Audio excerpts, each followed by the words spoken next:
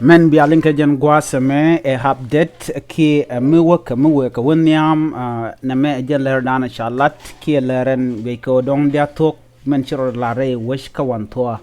shala de nene ka gwa tiange chi jaba che ben chana che ka ben magre wi ka wan to na za to ka na state re lo akos je ka lo to ka boni awaken misken ko ken tekere lo akos lo palka no palka mon gwasa mo chu jaba ne dangraw chu chu ben ka chu kan chu lem ne kamach chu kan na chu kan ka chu bar gwa dan woken ka mimit katen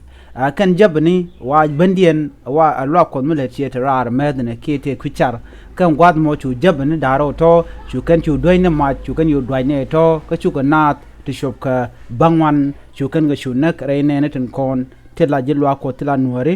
ka chu ne welken ne shop ka kini chalar ne welkel chu kan ka chu mo ka bot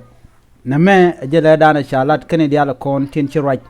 chalat ka tok de to donc na chu bangwan ke na tun yam duno en kwen dana chalar do kene bangwan kene de kon de yeken chi ke tes ne nan gwasame ne welkel wa ta ka bot dit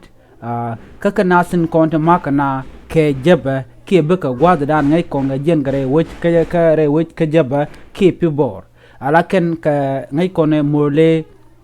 na tla goro bugna buken ga nek bang chigala danan chalat ke joto chine bongon yeken tesnien ke chine welkel chigata ka bot mdong de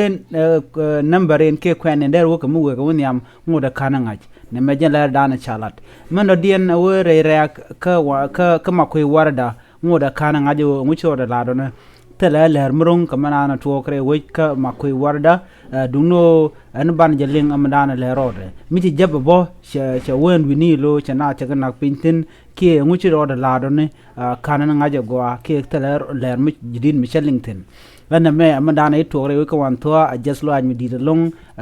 kane diala ko la nuari kamichi rode lade re lo akot ke kanwar dial chabla do yere lo akot karwada ko na me dung nuar dial ngai kon jabla be nurun manat baga nak bang bagad baga kwal kanang hognat ka dom shajan na me jen dana chiro de lat ke jen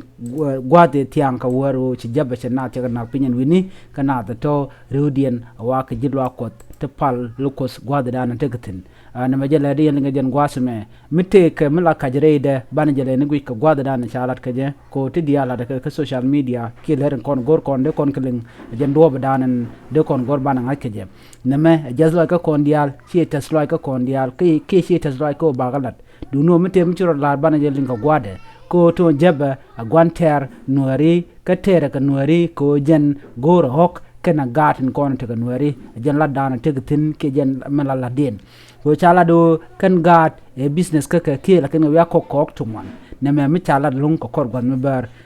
bana ko trade ko ban ler ko ken kon wewe ke tin wo ka ben bana kaling du mute ga dop me de na me kap chonga je der shu gwano ya ta ga mal